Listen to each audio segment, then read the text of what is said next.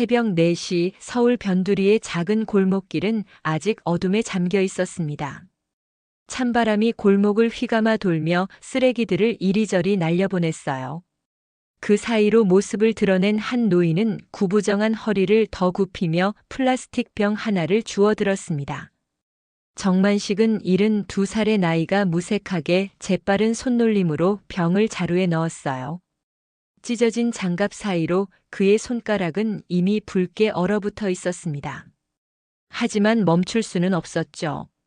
오늘도 최소한 10,000원어치는 모아야 했으니까요. 아이고. 정만식은 허리를 펴며 한숨을 내쉬었습니다. 한때 중소기업 사장이었던 그가 이렇게 폐지를 줍게 될 줄은 누구도 몰랐을 거예요. 그 자신조차도 상상하지 못했던 말입니다. 1년 전 오늘 그는 아들 정태수와 며느리 서지현에게 집에서 쫓겨났어요. 그날의 기억이 마치 어제처럼 선명했습니다. 아버님, 이제 그만 나가주시죠. 저희도 더는 힘들어요. 서지현의 차가운 목소리가 귓가에 맴돌았어요. 며느리의 말과 함께 손주들 앞에서 모욕당했던 그 순간 정만식의 가슴에는 커다란 구멍이 뚫렸습니다. 할아버지, 이제 우리 집에 안 사는 거예요? 손자 윤호의 물음에 대답하지 못했던 그날 정만식은 평생 모아온 자존심마저 버려야 했죠. 단지 회사를 잃었다는 이유로 더 이상 쓸모없는 존재가 되어버린 것이었습니다. 정만식은 수레를 끌며 다음 골목으로 향했어요. 새벽 공기가 폐부 깊숙이 파고들었습니다. 추위에 마비된 손가락으로 수레를 밀어내는 것이 점점 힘들어졌지만 그는 멈추지 않았어요. 오늘은 조금 더 모아야지. 골목을 돌아 나온 정만식의 눈에 아파트 단지가 들어왔습니다. 그곳에는 아들 정태수의 집이 있었어요. 30층 건물의 맨 꼭대기 펜트하우스. 정만식이 평생을 바쳐 일구었던 회사를 빼앗아 얻은 집이었죠. 정만식은 발걸음을 멈추고 아파트를 올려다보았습니다. 아직 불이 켜진 집은 없었어요. 모두가 편안하게 잠들어 있을 시간. 하지만 그에게는 그런 사치가 허락되지 않았죠. 회사를 어떻게 세웠는지, 국제통화기금 IMF 외환위기 때 어떻게 살아남았는지 그 모든 기억이 물결처럼 밀려왔습니다. 30년 동안 피와 땀으로 일군 회사였어요. 그리고 그 모든 것을 아들에게 넘겨준 것이 그의 가장 큰 실수였습니다. 태수야, 내가 어쩌다 이렇게 변했니? 바람이 더 세차게 불었습니다. 정만식은 어깨를 움츠리며 다시 걸음을 옮겼어요. 그의 마음 한구석에는 여전히 그날의 아픔이 생생했습니다. 도장을 빼앗기고 회사를 넘겼던 날 아들의 차가운 눈빛은 그를 배신자가 아닌 적으로 대했어요. 그리고 얼마 지나지 않아 정만식은 자신이 평생 일궈온 집에서도 쫓겨나게 되었습니다. 지하창고에서 썩은 밥을 먹으며 지냈던 날들, 손주들 앞에서 미친 사람 취급을 당했던 수치심. 그 모든 기억이 정만식의 마음에 깊은 상처를 남겼어요. 폐지 있으세요? 앞서가던 다른 노인의 목소리에 정만식은 정신을 차렸습니다. 그들은 같은 일을 하는 동료였지만 정만식은 늘 혼자 다녔어요. 이제 그에게 필요한 것은 사람이 아니라 오직 생존이었으니까요. 다 가져가세요. 전 저쪽으로 갈 테니. 정만식은 손짓으로 양보하며 방향을 바꿨습니다. 뒷모습에서 노인이 고맙다는 말을 전했지만 정만식은 대답하지 않았어요. 그저 묵묵히 자신의 길을 걸어갔을 뿐입니다. 새벽이 조금씩 밝아오고 있었어요. 정만식은 하루의 시작을 알리는 태양을 바라보며 깊은 한숨을 내쉬었습니다. 또 하루가 시작되는 거였죠. 복수도 회복도 없는 그저 생존만을 위한 하루. 그는 수레를 끌며 천천히 앞으로 나아갔어요. 오늘도 그의 발걸음은 무거웠지만 가슴속에 담긴 응어리는 그보다 더 무거웠습니다. 한때 중소기업 대표였던 사나이가 이제는 폐지를 줍는 노인으로 살아가는 현실. 그 뒤에 숨겨진 이야기는 아직 시작에 불과했어요. 정만식은 마지막으로 한 번 더 아들의 아파트를 올려다보았습니다. 언젠가는 모든 것이 바뀔 거라는 희미한 희망을 가슴에 품은 채 그는 다시 걸음을 옮겼어요. 오전 8시 정만식은 재활용센터에 모아온 폐지와 빈 병들을 내려놓았습니다. 1시간 동안 계속된 분류 작업 끝에 그가 받은 돈은 고작 8,000원이었어요. 어제보다 2,000원이나 적은 금액이었죠. 만식 씨, 오늘은 일찍 오셨네요. 재활용센터 주인 박 씨가 건넨 말에 정만식은 가볍게 고개만 끄덕였습니다. 말수가 적어진 지는 오래됐어요. 아들에게 배신당한 이후 그는 사람들과의 대화를 피하게 되었죠. 내일 뵐게요. 정만식은 인사를 남기고 센터를 나섰습니다. 이제 그의 집이라 부를 수 있는 곳으로 향할 시간이었어요. 허름한 컨테이너 하나가 그에게 남은 전부였죠. 가는 길에 정만식은 작은 슈퍼마켓에 들렀습니다. 라면 2개와 계란 1판을 샀어요. 이게 그가 살 수 있는 전부였습니다. 가게 주인은 그를 불쌍히 여기는 듯한 눈빛으로 바라봤지만 정만식은 그런 시선에 이미 익숙해져 있었어요. 컨테이너로 돌아온 정만식은 좁은 공간에 짐을 내려놓았습니다. 4평 남짓한 이 컨테이너는 공사장 인부들이 쓰다 버린 것을 그가 고쳐서 살고 있는 곳이었어요. 겨울이면 얼어붙고 여름이면 찜통이 되는 이곳이 그의 현재 삶이었습니다. 정만식은 낡은 전기버너 위에 라면 하나를 끓이기 시작했어요. 그리고 작은 창문으로 햇살이 들어오는 침대에 앉아 깊은 생각에 잠겼습니다. IMF 외환위기가 한창이던 당시 그의 회사 만성전자는 거의 파산 직전이었어요. 직원들 월급을 주기 위해 정만식은 자신의 집까지 담보로 대출을 받았습니다. 그때 아내가 떠났지만 그는 포기하지 않았어요. 밤낮으로 일하며 회사를 살렸죠. 그 시절이 어땠는데? 정만식은 중얼거리며 라면을 저었습니다. 외환위기를 이겨내고 회사는 점점 성장했어요. 그리고 아들 정태수가 경영대학원을 졸업하고 회사에 들어왔죠. 처음에는 모든 게 완벽해 보였습니다. 아들은 유능했고 회사는 번창했어요. 하지만 문제는 며느리 서지현이 나타나면서부터 시작되었습니다.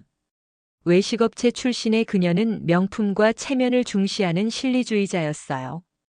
그녀의 등장 이후 아들 정태수는 점점 달라졌습니다. 아버지, 이제 회사를 제게 넘겨주세요. 아버지께선 충분히 일하셨어요. 그날 정태수의 말이 얼마나 진심 어린 걱정처럼 들렸는지 모릅니다.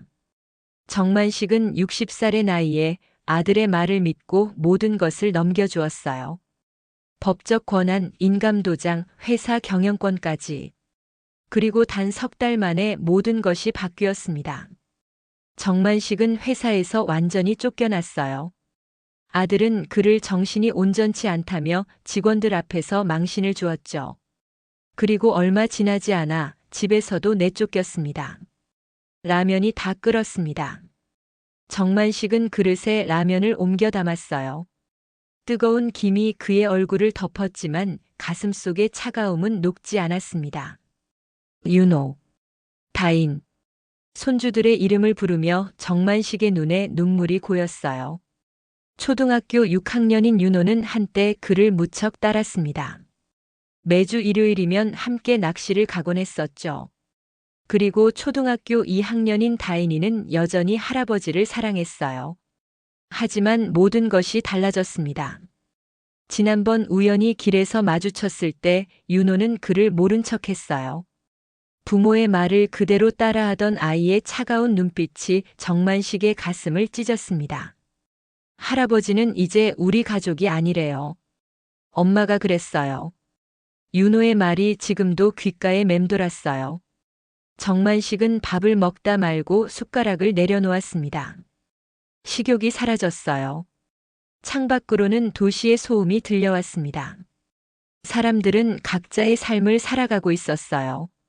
하지만 정만식에게는 더 이상 삶이 아니라 그저 버티는 시간만 남아 있었죠. 정만식은 침대 밑에서 낡은 앨범을 꺼냈어요. 그 안에는 행복했던 시절의 사진들이 가득했습니다. 회사 설립 기념식, 아들의 대학 졸업식, 손주들과 함께한 생일 파티. 이 모든 것이 이제는 그저 먼 기억일 뿐이었어요. 내가 무엇을 잘못했을까? 정만식은 앨범을 다시 침대 밑으로 밀어 넣었습니다. 과거에 집착해봤자 현실은 변하지 않는다는 것을 그는 알고 있었어요. 이제 그에게 필요한 것은 생존이었습니다. 단지 그것뿐이었죠. 오후가 되자 정만식은 다시 폐지를 주우러 나갔어요. 오늘도 최소한 10,000원은 벌어야 내일의 식사가 가능했습니다. 그의 등은 더 구부정해졌고 걸음은 더 무거워졌어요. 만식 씨. 뒤에서 들려온 목소리에 정만식은 고개를 돌렸습니다. 아파트 경비원 문경호가 그를 향해 뛰어오고 있었어요. 유일하게 그에게 따뜻한 인간미를 보여주는 사람이었죠. 이거 좀 드세요. 아내가 만든 김밥입니다. 문경호가 건넨 도시락통을 정만식은 고맙게 받았어요. 말은 없었지만 그의 눈빛에는 감사함이 가득했습니다. 그리고 이것도. 문경호는 주변을 살피더니 조심스럽게 봉투 하나를 건넸어요. 손주 다인이가 할아버지에게 꼭 전해달래요. 정만식의 손이 떨렸습니다. 봉투를 열자 아이의 그림과 편지가 들어 있었어요. 할아버지, 보고 싶어요. 엄마 몰래 그렸어요. 사랑해요. 단순한 글씨와 그림이었지만 정만식의 마음은 뜨거워졌습니다. 아직 모든 것이 끝난 것은 아니었어요. 적어도 다인이는 그를 기억하고 있었으니까요. 고맙습니다, 문씨. 1년 만에 처음으로 정만식의 입에서 진심 어린 말이 나왔습니다. 그의 눈에는 희미한 희망의 빛이 돌아오기 시작했어요. 새벽 서리가 내린 골목길, 정만식은 여느 때와 같이 폐지를 주우러 나왔습니다. 아직 어둠이 채 가시지 않은 시간이었지만 그의 하루는 이미 시작되고 있었어요. 다른 폐지 줍는 사람들보다 먼저 나와야 조금이라도 더 많은 양을 모을 수 있었으니까요. 오늘은 운이 좋으면 15,000원은 벌 수 있을까? 정만식은 혼잣말로 중얼거리며 수레를 밀었습니다. 어제 손녀 다인이의 편지를 받고 난 후 그의 마음은 조금 가벼워진 듯 했어요. 적어도 완전히 잊혀진 존재는 아니라는 생각이 그를 위로했습니다. 바람이 거세게 불기 시작했어요. 마치 무언가를 예고하는 듯한 바람이었죠. 정만식은 낡은 점퍼의 지퍼를 목까지 올리고 계속해서 걸음을 옮겼습니다. 그때였어요. 갑자기 바람에 날려온 종이 한 장이 그의 발 앞에 떨어졌습니다. 이게 뭐지? 정만식은 몸을 숙여 종이를 주웠어요. 주변을 둘러보았지만 새벽녘의 골목에는 그 외에 아무도 없었습니다. 종이를 자세히 보니 복권이었어요. 누군가 구입했다가 잃어버린 것 같았습니다. 이런 것까지 주어야 하나? 정만식은 잠시 망설였어요. 다른 사람의 물건을 가져가는 것은 옳지 않다고 생각했지만 이미 주인을 찾을 방법도 없었고 바람에 날아온 것을 주운 것뿐이었죠. 그는 천천히 복권을 주머니에 넣었습니다. 나중에 확인해보자. 그날 오전 일과를 마치고 재활용센터에 폐지를 팔아 12,000원을 받은 정만식은 평소보다 기분이 좋았어요. 어제보다 4,000원이나 더 번 셈이었으니까요. 그는 가는 길에 작은 슈퍼마켓에 들러라면 5개와 계란 한 판, 그리고 오랜만에 소주 한 병을 샀습니다. 오늘은 좀 특별한 날인가 봐요. 소주까지 사시고. 슈퍼마켓 주인의 말에 정만식은 희미하게 웃기만 했어요. 특별할 것도 없는 하루였지만 왠지 모르게 기분이 좋았습니다. 아마도 다인이의 편지 덕분이겠죠. 컨테이너로 돌아온 정만식은 간단히 라면을 끓여 먹고 소주 한 잔을 따랐어요. 텔레비전을 켜자 복권 추첨 방송이 나오고 있었습니다. 그제야 그는 아침에 주운 복권이 생각났어요. 맞아, 이거 확인해 볼까? 정만식은 주머니에서 복권을 꺼내 손에 쥐었습니다. 방송에서는 당첨번호를 하나씩 발표하고 있었어요. 첫 번째 번호는 123. 정만식은 무심코 복권과 당첨 번호를 비교해보기 시작했어요. 첫 번째 숫자가 일치했습니다.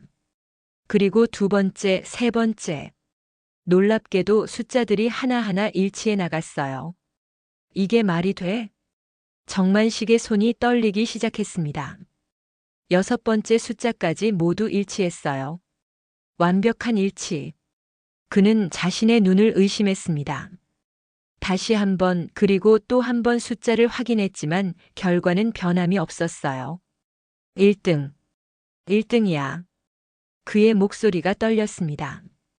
방송에서는 1등 당첨금이 40억 원이라고 안내하고 있었어요. 40억. 그 숫자가 정만식의 머릿속을 휘감았습니다. 돈으로 해결할 수 없는 문제는 없다고 했던가요? 정만식은 자신도 모르게 소주잔을 바닥에 떨어뜨렸어요. 이게 세상이 내게 준 마지막 기회일지도 몰라. 정만식의 눈에 새로운 빛이 어렸습니다. 그동안의 고통과 좌절이 한순간에 날아가는 듯 했어요. 하지만 그것은 기쁨이 아니라 다른 종류의 감정이었습니다. 복수의 가능성. 정만식의 입가에 차가운 미소가 번졌어요. 그는 소주병을 들어 한 모금 더 마셨습니다. 따끔한 알코올이 목을 타고 내려갔어요. 그리고 눈을 감고 깊은 생각에 잠겼습니다. 이 돈으로 무엇을 할 것인가? 편안한 노후? 아니, 그것은 이미 아들이 빼앗아간 후였죠. 이제 정만식에게 남은 것은 단 하나, 복수뿐이었습니다. 태수야. 내가 나를 어떻게 대했는지 이제 똑같이 느껴볼 차례다. 정만식은 복권을 소중히 지갑에 넣었어요. 내일 아침 일찍 복권 당첨금을 수령하러 가야 했습니다.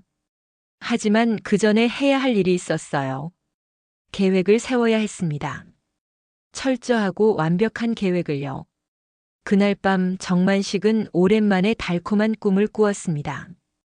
꿈속에서 그는 다시 회사의 사장이었고 손주들과 함께 웃고 있었어요. 하지만 꿈은 곧 어둠으로 변했습니다.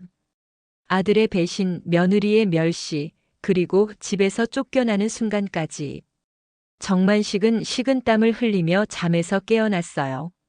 새벽 2시였습니다. 그는 침대에서 일어나 작은 책상에 앉았어요. 종이 한 장을 꺼내 무언가를 적기 시작했습니다. 복수의 계획이었죠. 자, 어디서부터 시작해볼까? 복권 당첨금 40억. 그 돈이면 아들의 회사도 그 집도 모든 것을 되찾을 수 있을 것이었어요. 아니, 단순히 되찾는 것이 아니라 완전히 무너뜨릴 수 있었습니다. 정만식의 눈빛이 차갑게 빛났어요. 내가 겪은 고통, 이제 너희 차례다. 정만식은 계획을 꼼꼼히 적어 내려갔습니다. 첫째, 변호사를 고용해 법적 조치를 준비한다. 둘째, 아들 회사의 주요 거래처를 한 명씩 만나본다. 셋째, 회사 건물을 은밀히 매입한다. 넷째, 새벽이 밝아오기 시작했지만 정만식은 여전히 계획에 몰두해 있었어요. 그의 눈에는 이전과는 다른 결기가 서려 있었습니다. 이제 그는 더 이상 폐지를 줍는 불쌍한 노인이 아니었어요. 복수를 향해 첫 발을 내딛는 사나이였습니다. 오늘부터 모든 것이 달라질 거야. 정만식은 창밖으로 떠오르는 태양을 바라보았어요. 새로운 날이 시작되고 있었습니다. 그의 인생의 마지막 기회가 찾아온 날이었죠. 복권을 손에 쥔 채 정만식은 컨테이너를 나섰습니다. 이제 그는 단순히 생존을 위해 걷는 것이 아니었어요. 복수를 위한 첫걸음을 내딛는 것이었습니다. 그의 눈에는 확고한 의지가 담겨 있었어요. 세상이 내게 준 마지막 기회 놓치지 않을 거야. 40억 원이라는 거금을 손에 쥐게 된 정만식의 일상은 완전히 달라졌습니다. 하지만 외적인 변화는 거의 없었어요. 그는 여전히 같은 컨테이너에서 지냈고 가끔씩 폐지를 줍는 척하며 아들 회사 주변을 배회했습니다. 단 한 가지 달라진 점이 있다면 그의 눈빛이었어요. 이제 그 눈에는 희망이 아닌 복수의 불꽃이 타오르고 있었죠. 김 변호사님, 오늘 시간 되십니까? 정만식은 새로 산 휴대폰으로 전화를 걸었습니다. 복권 당첨금을 받은 후 그가 가장 먼저 한 일은 유능한 변호사를 고용하는 것이었어요. 기업법 전문 변호사 김준호는 과거 그의 회사와 거래했던 사람이었습니다. 네, 정 사장님. 일시에 사무실에서 뵙겠습니다. 통화를 마친 정만식은 빛바랜 양복을 꺼내 입었어요. 10년도 더 된 양복이었지만 그에게는 중요한 의미가 있었습니다. 회사를 처음 설립했을 때 맞춘 양복이었거든요. 복수의 시작을 알리는 상징과도 같았죠. 자, 이제 시작이다. 정만식은 거울 앞에 서서 넥타이를 매만졌습니다. 그동안 폐지 줍는 노인으로 살아온 모습은 찾아볼 수 없었어요. 그의 눈에는 예전의 날카로움이 돌아와 있었습니다. 변호사 사무실에 도착한 정만식은 김준호와 긴 대화를 나눴어요. 그가 원하는 것은 단순한 법적 조언이 아니었습니다. 완벽한 복수를 위한 계획이었어요. 김 변호사, 내가 원하는 건 아들의 회사를 완전히 무너뜨리는 것이네. 법적으로 문제없이 말이야. 김준호는 잠시 정만식을 바라보다가 고개를 끄덕였습니다. 좋습니다. 우선 아드님 회사의 현 상황부터 파악해봐야겠군요. 그리고 합법적으로 압박할 수 있는 방법을 찾아보겠습니다. 정만식은 만족스러운 미소를 지었어요. 고맙네. 비용은 문제없어. 다음 목적지는 은행이었습니다. 정만식은 특정 목적을 위한 별도의 계좌를 개설했어요. 복수를 위한 자금이었죠. 40억 중 30억을 그 계좌에 입금했습니다. 이 돈으로 모든 걸 되찾을 거야. 아니, 더 많은 걸 뺏어올 거야. 저녁이 되자 정만식은 다시 폐지를 줍는 노인의 모습으로 돌아갔습니다. 그의 계획은 아무도 모르게 진행되어야 했어요. 특히 아들 정태수와 며느리 서지연은 더욱 그랬죠. 컨테이너에 돌아온 정만식은 노트북을 펼쳤습니다. 새로 구입한 고급 노트북이었어요. 그는 아들 회사 태성전자의 홈페이지에 접속했습니다. 회사 연역, 주요 사업, 그리고 임원진 소개까지. 모든 정보를 꼼꼼히 확인했어요. 내 이름은 어디에도 없구나. 정만식은 쓴웃음을 지었습니다. 아들은 회사 역사에서 그의 존재를 완전히 지워버린 것이었어요. 마치 처음부터 정태수가 회사를 세운 것처럼 꾸며놓았습니다. 좋아, 이 정도면 충분해. 정만식은 메모장을 꺼내 태성전자의 주요 거래처 목록을 작성했어요. 예전에 그가 관계를 맺었던 회사들이 여전히 거래하고 있는지 확인했습니다. 그리고 한 회사 이름에 동그라미를 쳤어요. 대양전자. 그의 오랜 친구 박민호가 운영하는 회사였죠. 민호야, 내가 첫 번째 카드가 될 거야. 다음 날 아침 정만식은 평소처럼 폐지를 줍는 척하며 아들 회사 근처를 맴돌았습니다. 그러나 그의 눈은 회사 건물이 아닌 직원들의 움직임을 관찰하고 있었어요. 누가 언제 출근하고 어떤 차를 타고 다니는지, 심지어 점심시간에는 어디로 가는지까지. 저 사람이 구매팀장인가? 정만식은 구매팀장으로 보이는 남자를 주시했습니다. 그의 계획에는 내부 정보가 필요했어요. 구매팀장이 어느 식당에서 점심을 먹는지 확인한 후 정만식은 빠르게 그곳으로 향했습니다. 식당에서 정만식은 구매팀장 근처 테이블에 앉았어요.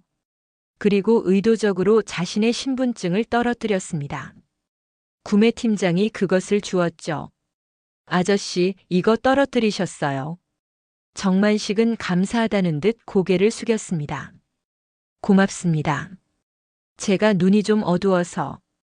구매팀장은 신분증을 건네며 잠시 정만식을 바라봤어요. 혹시 정만식 사장님 아니세요? 정만식은 놀란 척했습니다. 알고 계셨나요? 네, 맞습니다만. 구매팀장은 자리에서 일어나 정중히 인사했어요. 저는 태성전자 구매팀장 윤재철입니다. 사장님 이야기 많이 들었습니다.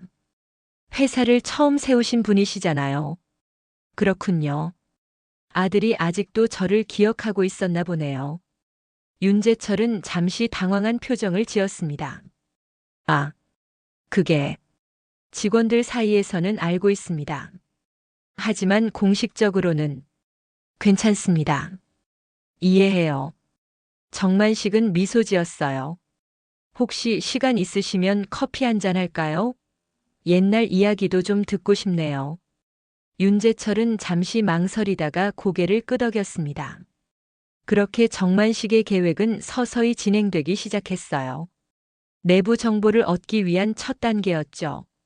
저녁이 되자 정만식은 오랜 친구 박민호를 만났습니다. 대양전자의 사장인 박민호는 정만식이 어려울 때도 그를 외면하지 않았던 몇 안 되는 사람 중 하나였어요. 만식이, 정말 너였구나. 살아있었네.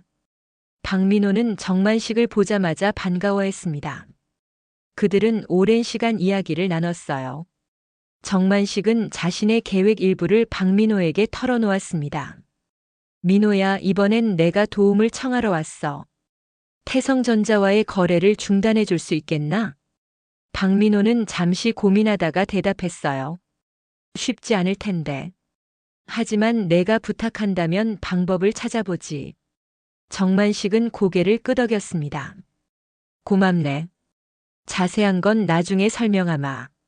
하지만 이것만은 알아도 내가 복수하는 건 정당한 권리야. 컨테이너로 돌아온 정만식은 침대에 누워 천장을 바라봤어요. 오늘은 복수를 위한 첫 단추를 끼운 날이었습니다. 앞으로 할 일이 더 많았지만 그의 마음은 이상하게 평온했어요. 태수야, 내가 나를 어떻게 대했는지 이제 똑같이 돌려받게 될 거다. 정만식의 눈에는 결연한 의지가 빛났습니다. 이제 그는 단순한 복수를 넘어 완벽한 파멸을 계획하고 있었어요. 아들이 그에게 했던 것처럼 그도 아들의 모든 것을 빼앗을 준비를 하고 있었습니다. 2달이 흘렀습니다. 정만식의 복수는 서서히 그러나 확실하게 진행되고 있었어요. 그는 더 이상 폐지를 줍지 않았지만 여전히 초라한 차림으로 아들 회사 주변을 배회하며 상황을 관찰했습니다. 이제 그의 계획이 실행될 시간이었어요. 김 변호사님, 거래처 인수권은 어떻게 되고 있습니까? 정만식은 사무실에 앉아 전화로 물었습니다. 그의 계획 중 첫 번째는 아들 회사의 주요 거래처들을 하나씩 인수하는 것이었어요. 물론 자신의 이름이 아닌 다른 회사 명의로 말이죠. 잘 진행되고 있습니다. 현재 대양전자와 한성부품 2곳의 인수가 완료되었고 3곳이 더 협상 중입니다. 정만식은 만족스럽게 웃었어요. 좋습니다. 계속 진행해 주세요. 전화를 끊은 정만식은 창밖을 바라보았습니다. 그가 최근 임대한 오피스는 아들의 회사가 내려다 보이는 고층 건물이었어요. 10년 동안 그가 일궈온 회사 정태수가 순식간에 빼앗아간 그 회사를 매일 지켜보는 것은 고통스러웠지만 동시에 그의 복수심에 불을 지폈습니다. 이제 좀 어떠신가, 정 사장님? 비서로 고용한 젊은 여성 이미영이 커피를 가져왔어요. 그녀는 정만식의 상황을 알고 있는 몇 안 되는 사람 중 하나였습니다. 정만식이 자신의 계획을 실행하는 데 도움을 주는 중요한 조력자였죠. 점점 좋아지고 있네, 미영 씨. 오늘 점심에는 우리가 인수한 거래처 사장들과 만남이 있지? 이미영은 고개를 끄덕였어요. 네, 12시에 지하 주차장에서 차가 대기하고 있을 겁니다. 정만식은 서류 가방을 챙기며 일어났습니다. 그의 눈에는 승리의 기대감이 어려 있었어요. 첫 번째 타격이 시작되는 순간이었으니까요. 점심 식사는 고급 레스토랑에서 이루어졌습니다. 정만식이 인수한 2회사의 사장들과 함께였어요. 그들에게 정만식은 더 이상 폐지 줍는 노인이 아니라 강력한 사업가로 다가갔습니다. 여러분, 제 계획은 간단합니다. 태성전자와의 거래 조건을 즉시 변경해 주십시오. 가격은 30% 인상, 납기일은 20% 단축입니다. 대양전자 사장 박민호가 우려를 표했어요. 만식이, 그건 너무 가혹하지 않나? 태성전자가 그 조건을 받아들일 리 없어. 정만식은 차갑게 웃었습니다. 받아들이지 않으면 거래를 중단하면 됩니다. 어차피 그들은 다른 거래처를 쉽게 찾지 못할 테니까요. 한성부품 사장 이진수가 고개를 끄덕였어요. 알겠습니다. 태성전자의 새로운 조건을 통보하겠습니다. 식사를 마치고 사무실로 돌아온 정만식은 두 번째 계획을 실행에 옮겼습니다. 바로 태성전자가 입주해 있는 건물을 매입하는 것이었어요. 이 역시 그의 이름이 아닌 다른 회사 명의로 진행되었죠. 김 변호사님, 건물 매입은 잘 진행되고 있나요? 네, 거의 마무리 단계입니다. 현 소유주가 처음에는 꺼렸지만 시세보다 20% 높은 가격을 제시하니 동의했습니다. 이번 주 안에 계약이 완료될 것입니다. 정만식은 만족스럽게 고개를 끄덕였어요. 완료되면 곧바로 임대료 인상 통보를 해주세요. 3배로요. 며칠 후 정만식의 계획은 첫 결실을 맺기 시작했습니다. 태성전자는 갑작스러운 거래 조건 변경과 임대료 인상 통보로 혼란에 빠졌어요. 이미영을 통해 정만식은 회사 내부 상황을 상세히 전해 들을 수 있었습니다. 정 사장님, 태성전자 내부가 발칵 뒤집혔다고 합니다. 정태수 사장이 직접 모든 거래처를 방문하고 있지만 대부분이 새로운 조건을 고수하거나 거래를 중단하겠다고 선언했대요. 정만식은 창가에 서서 아래를 내려다보았어요. 태성전자 건물 앞에는 분주한 움직임이 보였습니다. 직원들이 서둘러 드나들고 택배 차량들이 줄지어 서 있었어요. 회사가 무너지기 시작하는군. 그의 목소리에는 감정이 실려 있었습니다. 기쁨이 아닌 복잡한 감정이었어요. 평생을 바쳐 일군 회사가 무너지는 것을 보는 것은 아픔이었지만 동시에 자신을 배신한 아들에 대한 복수는 달콤했습니다. 저녁 정만식은 아파트 단지 근처 공원 벤치에 앉아 있었어요. 그는 아들 가족이 사는 아파트를 바라보고 있었습니다. 창문으로 보이는 불빛이 어둠 속에서 빛났어요. 할아버지. 갑작스러운 목소리에 정만식은 놀라 고개를 돌렸습니다. 손녀 다인이가 그 앞에 서 있었어요. 초등학교 2학년이 된 다인이는 여전히 순수한, 그러나 조금은 성숙해진 모습이었습니다. 다인아. 정만식의 목소리가 떨렸어요. 오랜만에 보는 손녀의 모습에 그의 마음이 흔들렸습니다. 다인이는 조심스럽게 다가와 벤치에 앉았어요. 할아버지, 정말 할아버지 맞죠? 엄마가 할아버지는 이제 없다고 했지만 저는 알아요. 할아버지가 여기 있다는 거. 정만식은 말없이 다인이를 바라봤어요. 손녀의 작은 손이 그의 거친 손을 잡았습니다. 요즘 우리 집이 이상해요. 아빠는 계속 화내고 엄마는 울어요. 아빠 회사가 어렵대요. 정만식의 가슴이 조여왔습니다. 그의 복수가 손주들에게까지 영향을 미치고 있다는 사실이 그를 괴롭혔어요. 다인아, 할아버지는 잠시 여행 중이야. 곧 돌아올 거야. 다인이는 고개를 끄덕였어요. 알아요. 할아버지가 우리를 사랑한다는 것도 알아요. 그때 멀리서 누군가 다인이의 이름을 부르는 소리가 들렸습니다. 다인이는 놀라 벌떡 일어났어요. 엄마가 찾아요. 가야 해요, 할아버지. 다음에 또 올게요.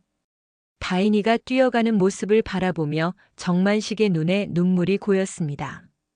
그의 마음 한구석에서는 복수를 그만두고 싶은 마음도 들었어요. 하지만 이미 시작된 일이었고 뒤로 물러설 수는 없었습니다. 컨테이너로 돌아온 정만식은 노트북을 펼쳐 이메일을 확인했어요. 김 변호사로부터 온 메시지였습니다. 태성전자 건물 매입이 완료되었다는 내용이었어요. 이제 다음 단계로 넘어갈 시간이었습니다. 정만식은 잠시 손녀 다인이의 얼굴을 떠올렸어요. 그리고 이내 고개를 저었습니다. 이미 그의 마음은 굳어졌어요. 복수는 계속되어야 했습니다. 미안하다, 다인아. 하지만 할아버지는 이 길을 끝까지 가야 해.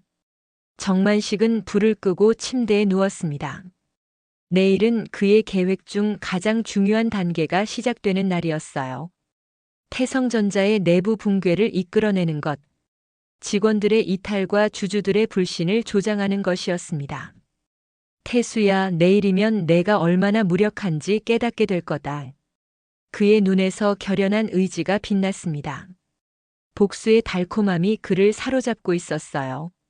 아침 햇살이 컨테이너 창문을 비추기 시작했습니다.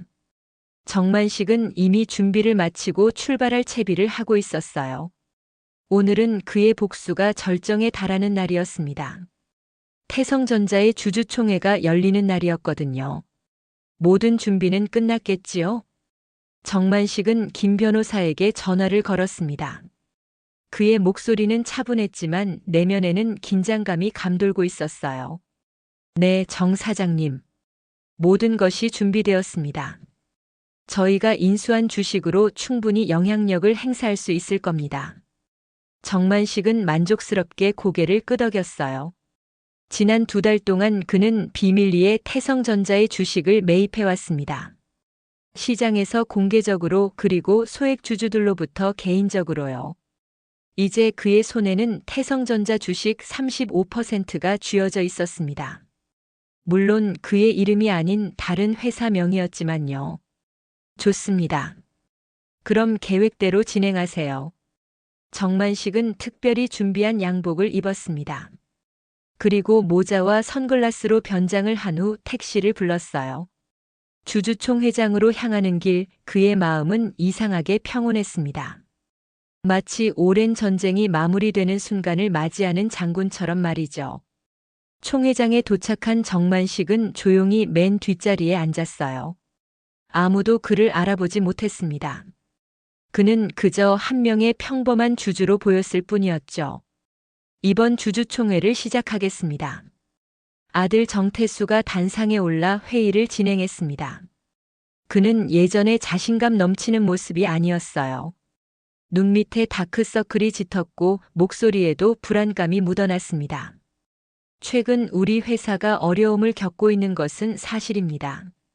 하지만 이는 일시적인 문제로 곧 해결될 것입니다.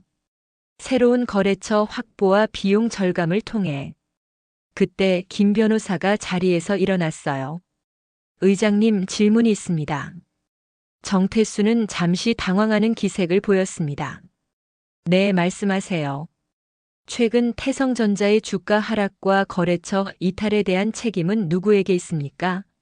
현 경영진의 무능함 때문은 아닌지요? 회의장의 술렁임이 퍼졌어요. 김 변호사의 질문은 날카로웠고 직접적이었습니다. 정태수는 당황한 표정으로 대답하려 했지만 이번에는 또 다른 주주가 일어났어요. 의장님, 최근 언론 보도에 따르면 태성전자가 부도 직전이라고 합니다. 이게 사실인가요? 정태수는 땀을 흘리며 그것은 사실이 아니라고 해명했지만 이미 회의장은 혼란에 빠져 있었습니다. 주주들의 질문이 쏟아졌고 불만의 목소리가 커져갔어요. 정만식은 조용히 미소 지으며 상황을 지켜봤습니다. 그의 계획은 완벽하게 진행되고 있었어요. 거래처 이탈, 임대료 인상, 그리고 이제 주주들의 불신까지. 태성전자는 서서히 무너지고 있었습니다. 회의가 혼란에 빠진 사이 김 변호사가 결정적인 한 방을 날렸어요. 의장님, 저희 신성투자는 현재 태성전자 주식 35%를 보유하고 있습니다. 주주 의결권에 따라 이사회 재구성을 요청합니다. 정태수의 얼굴이 창백해졌습니다. 무슨 말씀이신지. 김 변호사는 서류를 꺼내 들었어요. 지난 2달간 저희가 매입한 주식 내역입니다. 법적으로 모든 절차는 완료되었습니다. 회의장은 더욱 큰 소란에 휩싸였어요.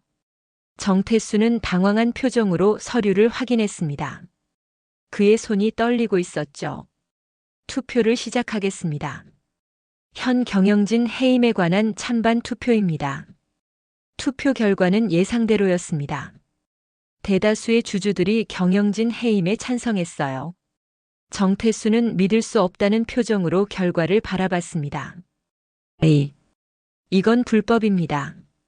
주식 매입 과정에 문제가 있었을 겁니다. 김 변호사는 차분하게 대답했어요.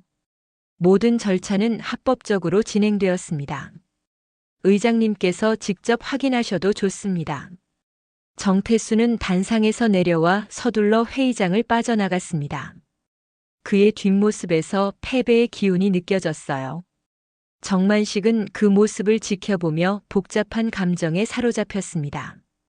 복수의 달콤함과 아들에 대한 안타까움이 뒤섞인 감정이었죠. 회의가 끝난 후 정만식은 조용히 회의장을 빠져나왔어요. 김 변호사가 그를 따라잡았습니다. 정 사장님, 완벽했습니다. 이제 태성전자는 사실상 당신의 것입니다. 앞으로 어떻게 하실 계획인가요? 정만식은 잠시 생각에 잠겼다가 대답했어요. 아직 끝나지 않았네.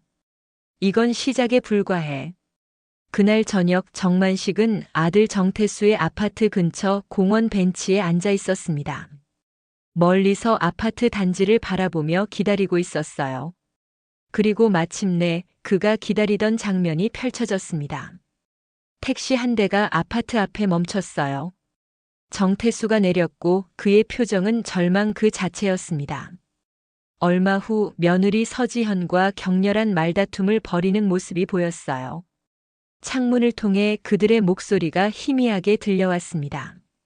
어떻게 이런 일이 생길 수 있는 거야? 내가 무능해서 그런 거 아니야? 서지현의 비난에 정태수는 반박하지 못했어요. 그저 고개를 숙인 채 서 있을 뿐이었습니다. 우리 집도 경매에 넘어간대. 이제 어쩌자고? 윤호는 어떻게 해? 학원비도 못 내게 생겼어. 정만식은 손주 윤호의 이름을 듣자 가슴이 아팠습니다.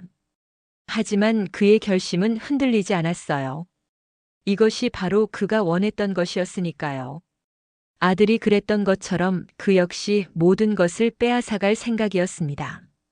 다음 날 아침 정만식은 김 변호사로부터 전화를 받았어요. 정 사장님, 태성전자 주가가 폭락했습니다. 그리고 정태수 씨의 아파트도 경매 진행이 확정되었습니다. 정만식은 차분하게 대답했어요. 알겠습니다. 다음 단계로 진행하시죠. 정만식의 다음 목표는 아들 가족을 완전히 무너뜨리는 것이었습니다. 회사뿐만 아니라 집까지 빼앗아 그들이 실제로 거리에 나앉게 만드는 것이었어요. 그가 겪었던 고통을 그대로 돌려주기 위해서였죠. 오후 정만식은 자신의 사무실에서 창밖을 바라보고 있었습니다. 태성전자 건물이 보였어요. 직원들이 짐을 싸서 나오는 모습이 눈에 들어왔습니다. 회사가 무너지고 있었어요. 그때 예상치 못한 방문객이 찾아왔습니다. 정태수였어요. 그는 완전히 달라진 모습이었습니다. 자신감 넘치던 CEO가 아니라 모든 것을 잃은 패배자의 모습이었죠. 아버지. 정태수는 정만식을 보자마자 무릎을 꿇었습니다. 그의 눈에는 눈물이 고여 있었어요. 아버지, 제발 손주들만이라도. 정만식은 차갑게 아들을 바라봤어요. 내가 나를 길거리로 내쫓았을 때는 그런 생각 못했니? 잘못했습니다, 아버지. 정말 잘못했어요. 하지만 윤호와 다인이는 죄가 없잖아요. 정만식의 마음이 흔들렸습니다. 손주들 생각에 가슴이 아팠어요. 하지만 그의 복수심은 쉽게 가라앉지 않았습니다. 늦었다, 태수야. 내가 나에게 한 것처럼 나도 내게 모든 걸 앗아갈 거야. 정태수는 절망적인 표정으로 고개를 숙였어요. 그리고 그대로 사무실을 나갔습니다. 정만식은 창밖으로 아들이 비틀거리며 걸어가는 모습을 지켜봤어요. 복수는 달콤했지만 동시에 씁쓸한 맛도 느껴졌습니다. 이제 거의 끝나가는군. 정만식은 중얼거리며 의자에 몸을 기댔습니다. 곧 모든 것이 끝날 것이었어요. 그의 복수가, 그리고 아들의 몰락이. 한 달이 흘렀습니다. 봄비가 내리는 어느 오후 정만식은 차창 밖으로 비에 젖은 거리를 바라보고 있었어요. 그의 옆에는 비서 이미영이 자료를 정리하고 있었습니다. 태성전자는 이제 공식적으로 정만식의 소유가 되었어요. 신성전자로 이름이 바뀌었죠. 정 사장님, 오후 회의 자료 다 준비됐습니다. 정만식은 무심하게 고개를 끄덕였어요. 겉으로는 승리한 자의 모습이었지만 그의 내면은 공허했습니다. 복수는 완성되었지만 그것이 가져다준 행복은 예상보다 훨씬 덧없었어요. 오늘 정태수 씨가 마지막 짐을 빼는 날이라던데요. 이미영의 말에 정만식은 창밖으로 시선을 돌렸습니다. 멀리 보이는 아파트 단지가 눈에 들어왔어요. 아들의 아파트는 이제 경매로 넘어갔고 오늘이 퇴거 기한이었습니다. 차를 그쪽으로 돌려주게. 운전기사는 묵묵히 명령을 따랐어요. 정만식은 아들이 어떤 모습으로 무너졌는지 직접 확인하고 싶었습니다. 그것이 그의 복수의 마지막 장면이 될 것이었어요. 아파트 단지 근처에 도착한 정만식은 차에서 내려 모자를 눌렀었습니다. 비가 그의 어깨를 적셨지만 그는 신경 쓰지 않았어요. 천천히 걸어가 아파트 입구 근처에 자리 잡고 상황을 지켜봤습니다. 얼마 지나지 않아 정태수와 서지현이 나타났어요. 그들의 모습은 한 달 전과 완전히 달라져 있었습니다. 고급 의상과 자신감 있는 걸음걸이는 온데간데 없고 대신 초라한 옷차림과 지친 표정만이 남아 있었어요. 몇 개의 가방을 끌고 있는 모습이 정만식이 1년 전 집에서 쫓겨날 때와 너무나 닮아 있었습니다. 다인아, 이리 와. 우산 쓰고 가자. 서지현이 손녀 다인이를 부르는 소리가 들렸어요. 초등학교 2학년이 된 다인이는 조금 더 큰 모습이었지만 여전히 순수한 눈빛을 가지고 있었습니다. 그 옆에 서 있는 윤호는 초등학교 6학년으로 표정이 굳어 있었어요. 엄마, 우리 이제 어디로 가요? 다인이의 물음에 서지연은 대답하지 못했습니다. 그녀의 눈에는 눈물이 고여 있었어요. 정태수가 대신 대답했죠. 잠시 작은 집으로 가는 거야. 금방 더 좋은 집으로 갈 수 있을 거야. 정만식은 그들의 모습을 지켜보며 복잡한 감정에 사로잡혔습니다. 이것이 그가 원했던 장면이었어요. 아들의 완전한 몰락. 하지만 손주들의 슬픈 모습을 보니 가슴이 아팠습니다. 택시가 한 대 도착했어요. 정태수가 짐을 실으려 했지만 너무 많아 다 들어가지 않았습니다. 그들은 짐의 일부를 포기할 수밖에 없었어요. 윤호야, 몇몇 장난감은 두고 가야 할 것 같아. 정태수의 말에 윤호는 고개를 끄덕였습니다. 그의 눈에는 이해가 담겨 있었어요. 어린 나이에 벌써 현실을 받아들이는 모습이었죠. 택시가 떠난 후 정만식은 천천히 그들이 버리고 간 짐 더미로 다가갔습니다.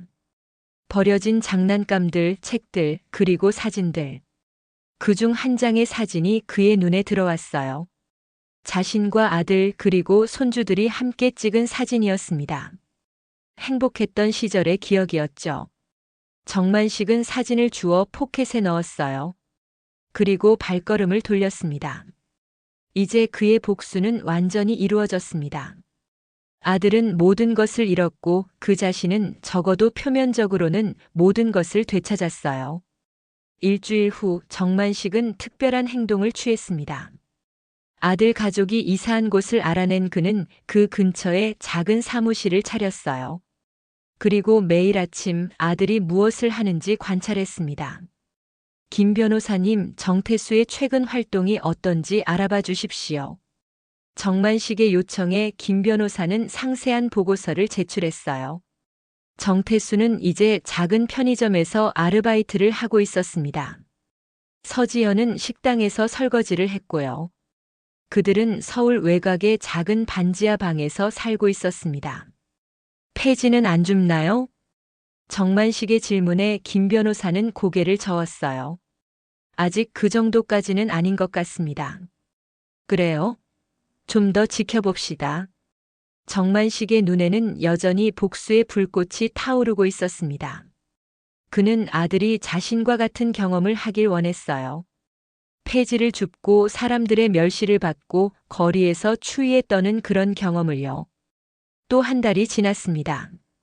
정만식은 아들의 상황이 더욱 악화되었다는 보고를 받았어요. 정태수는 편의점에서도 해고되었고 이제는 실제로 폐지를 주어 생계를 이어가고 있었습니다. 서지현도 식당 일을 그만두고 전단지를 돌리기 시작했고요. 드디어 정만식은 만족스럽게 중얼거렸습니다. 그의 복수는 이제 정점에 달했어요.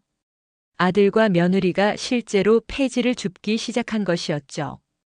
그는 직접 그 모습을 확인하기 위해 이른 아침 그들의 집 근처로 향했습니다. 새벽 5시 정만식은 차 안에서 아들의 집을 지켜보고 있었어요. 얼마 지나지 않아 정태수가 수레를 끌고 나타났습니다. 그의 모습은 1년 전 정만식과 너무나 닮아 있었어요. 구부정한 허리, 초라한 옷차림, 그리고 지친 눈빛까지. 정만식은 차에서 내려 조용히 정태수를 따라갔습니다. 아들이 쓰레기통을 뒤지며 폐지와 빈 병을 모으는 모습을 지켜봤어요. 한때 성공한 CEO였던 사람이 이제는 쓰레기를 주우며 생계를 이어가는 모습이었습니다. 이제 느껴보는군. 내가 겪었던 그 고통을. 정만식은 만족스럽게 생각했지만 동시에 가슴 한구석이 아팠어요. 그것은 단순한 동정이 아니었습니다. 자신의 아들을 이렇게 만든 것에 대한 복잡한 감정이었죠. 며칠 후 정만식은 다시 한번 아들을 관찰하러 나갔습니다. 이번에는 서지현도 함께였어요. 부부는 함께 폐지를 모으고 있었습니다. 그들의 모습은 처참했지만 의외로 서로를 의지하는 모습이 보였어요. 이렇게 되면 어떨까? 정만식은 생각했습니다. 자신은 혼자서 그 고통을 견뎌야 했지만 정태수에게는 적어도 함께하는 사람이 있었어요. 그게 정말 공평한 복수일까? 그날 저녁 정만식은 손주들 생각에 잠을 이루지 못했습니다.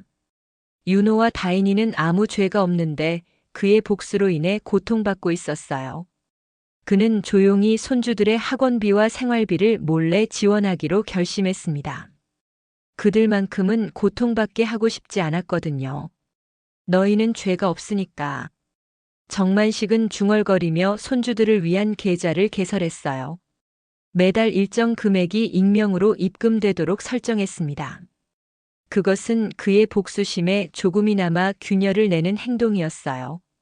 가을이 깊어가는 어느 날 정만식은 자신의 사무실 창가에 서서 멀리 보이는 도시 풍경을 바라보고 있었습니다. 회사는 신성전자라는 이름으로 다시 번창하고 있었어요. 직원들은 그를 카리스마 있는 리더로 존경했고 사업은 순조롭게 진행되고 있었습니다. 하지만 정만식의 마음은 여전히 공허했어요. 복수를 완성했지만 그것이 가져다준 만족감은 생각보다 크지 않았습니다. 오히려 밤마다 손주들의 얼굴이 꿈에 나타나 그를 괴롭혔어요. 정 사장님, 오늘 약속이 있으십니다. 비서 이미영이 일정표를 들고 다가왔어요. 정만식은 무심하게 고개를 끄덕였습니다. 오늘은 새로운 거래처와의 미팅이 있는 날이었어요. 그리고 정태수 씨에 관한 보고서도 도착했습니다. 정만식의 표정이 굳었습니다.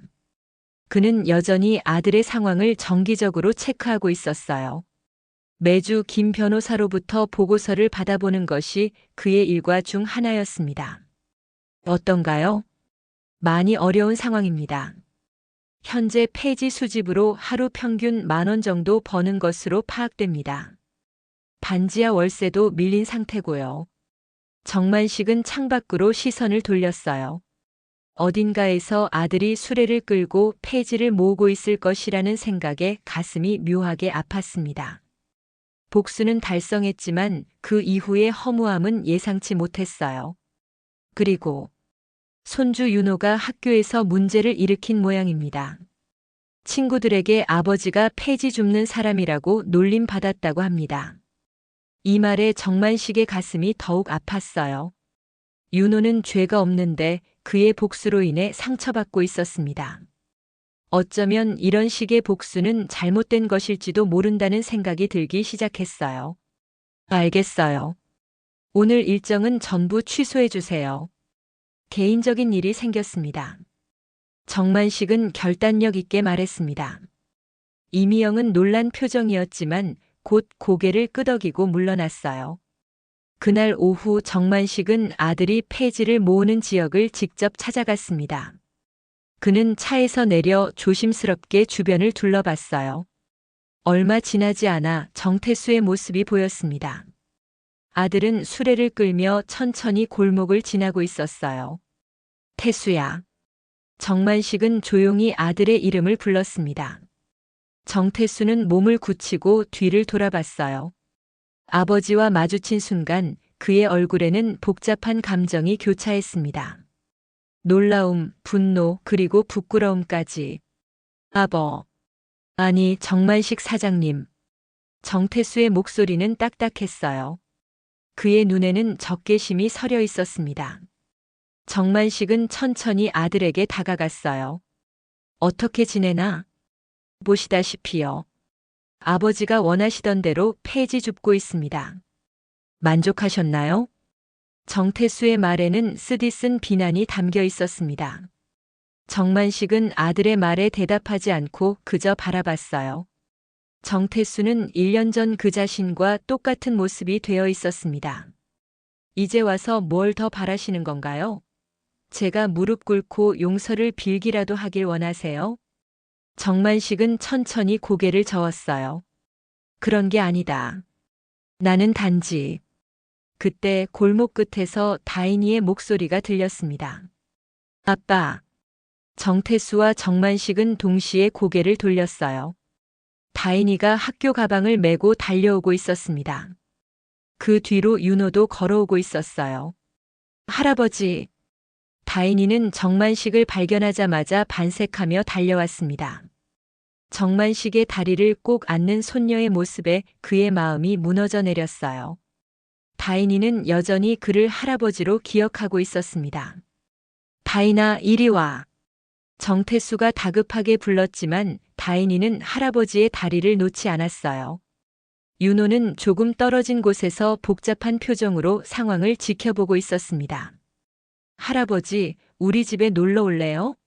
비록 작지만 아늑해요. 다인이의 순수한 제안에 정만식의 눈에 눈물이 고였어요. 그는 무릎을 꿇고 손녀의 눈높이에 맞췄습니다. 다인아. 할아버지가. 말을 잇지 못하는 정만식의 어깨에 작은 손이 놓였어요. 윤호가 다가와 있었습니다. 그의 눈에는 어른스러운 이해가 담겨 있었어요. 할아버지, 다인이는 아직 어려서 모르지만 저는 알아요. 모든 것을. 윤호의 말에 정만식은 고개를 숙였습니다. 어린 손자가 이미 모든 걸 알고 있다니 그의 마음이 더욱 무거워졌어요. 아버지. 정태수가 다시 입을 열었습니다. 이번에는 그의 목소리가 부드러워져 있었어요. 아버지. 우리가 정말 잘못했습니다. 정만식은 천천히 고개를 들어 아들을 바라봤어요. 정태수의 눈에는 진심 어린 후회가 담겨 있었습니다. 그때는 제가 너무 어리석었어요. 돈과 권력에 눈이 멀어 가장 소중한 것을 잃어버렸습니다. 아버지를. 정만식은 말없이 아들의 고백을 들었어요. 그의 마음속에서 복수심이 서서히 녹아내리는 것을 느꼈습니다. 태수야, 내가 뺏은 건 돈이 아니라 내 인생이었다. 정만식의 말에 정태수는 고개를 숙였어요. 알고 있습니다, 아버지. 그래서 지금의 제 상황이 당연한 벌이라고 생각해요. 하지만 아이들만큼은. 정만식은 다인이와 윤호를 바라봤습니다. 순수한 눈빛의 다인이, 그리고 이미 세상의 쓴맛을 알게 된 윤호. 그들은 죄가 없었어요. 태수야, 나는. 정만식은 말을 잇지 못했습니다. 그가 하려던 말은 용서였을까요? 아니면 또 다른 비난이었을까요? 그조차도 알 수 없었어요. 괜찮아요, 아버지. 저는 이미 용서를 기대하지 않습니다. 다만 아이들에게 할아버지의 모습을 보여주고 싶었을 뿐이에요. 정태수의 말에 정만식의 마음이 더욱 복잡해졌습니다. 그는 자신이 손주들의 삶에서 중요한 존재라는 사실을 새삼 깨달았어요. 그리고 그 깨달음은 그의 복수심보다 더 강하게 다가왔습니다. 집에서 저녁 먹어요, 할아버지. 다인이가 다시 한번 제안했어요. 정만식은 잠시 망설이다가 고개를 끄덕였습니다. 그는 아들과 함께 손주들을 따라 걸었어요. 비록 화해는 아니었지만 적어도 대화의 시작이었습니다. 2년이 지난 어느 가을날 정만식은 여전히 폐지를 주우며 골목길을 걸었습니다. 하지만 이제 그는 복수를 위해서가 아니라 자신의 선택으로 그 일을 하고 있었어요. 회사는 다시 정태수에게 넘겨주었고 집 역시 돌려주었습니다. 대신 그는 자신만의 삶을 찾아가고 있었어요. 할아버지. 뒤에서 들려오는 다인이의 목소리에 정만식은 미소 지으며 돌아봤습니다. 다인이와 윤호가 학교 가방을 메고 달려오고 있었어요. 매일 이 시간이면 손주들이 그를 찾아왔습니다. 오늘은 뭐 주었어요? 다인이가 호기심 어린 눈으로 물었습니다. 정만식은 웃으며 수레를 가리켰어요. 오늘은 재활용병이 많구나. 윤호야, 이거 분리하는 거 도와줄래? 윤호는 할아버지 옆에서 함께 병을 분류하기 시작했어요. 그의 눈에는 더 이상 아픔이 없었습니다. 대신 평온함과 지혜가 자라고 있었죠. 정만식은 손주들과 함께 걸으며 생각했어요. 진정한 복수란 무엇일까? 아들의 모든 것을 빼앗는 것이었을까? 아니면 이렇게 자신의 평화를 찾는 것이었을까? 내 복수는 아직 끝나지 않았다. 아니, 영원히 끝나지 않을 것이다. 그가 중얼거렸지만 이제 그 말의 의미는 달라져 있었습니다.